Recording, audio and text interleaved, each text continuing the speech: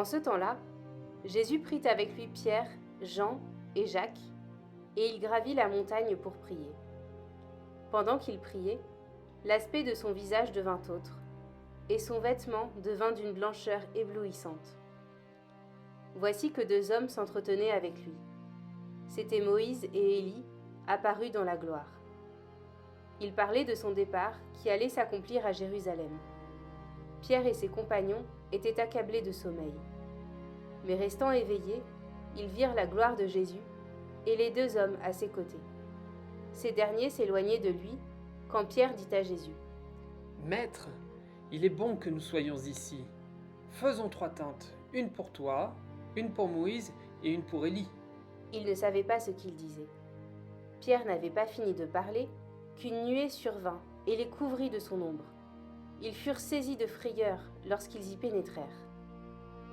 Et de la nuée, une voix se fit entendre. « Celui-ci est mon fils bien-aimé, celui que j'ai choisi, écoutez-le. » Et pendant que la voix se faisait entendre, il n'y avait plus que Jésus, seul. Les disciples gardèrent le silence, et en ces jours-là, ils ne rapportèrent à personne rien de ce qu'ils avaient vu. Aujourd'hui, Jésus nous invite à gravir la montagne avec lui. Dans la Bible, la montagne est le lieu privilégié de la rencontre avec Dieu. Pour Pierre, Jacques et Jean, cela va être l'occasion d'une expérience bouleversante. Jésus se manifeste à eux dans sa gloire, le visage resplendissant, tout inondé de lumière, rayonnant de l'amour de Dieu. Il est transfiguré. Jésus veut en fait préparer ses plus proches amis à sa passion et à sa mort à Jérusalem quelque temps plus tard.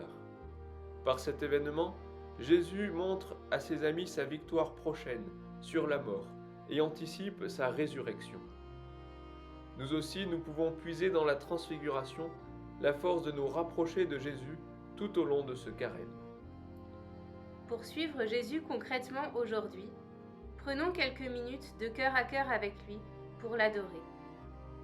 Rendons-nous si possible dans une église où Jésus est présent dans le tabernacle et prenons le temps de demeurer avec lui. Faisons silence autour de nous et en nous. Il ne s'agit pas de faire silence pour faire le vide, mais au contraire de faire toute la place à Jésus pour l'écouter dans le silence de notre cœur et le laisser nous remplir de sa présence. Accueillons cette parole du Père qui nous invite à écouter son Fils Jésus et laissons-le nous redire « Tu es mon Fils, ma fille bien-aimée ». Seigneur, qu'il est bon d'être avec toi. Merci Seigneur pour ta présence à nos côtés chaque jour.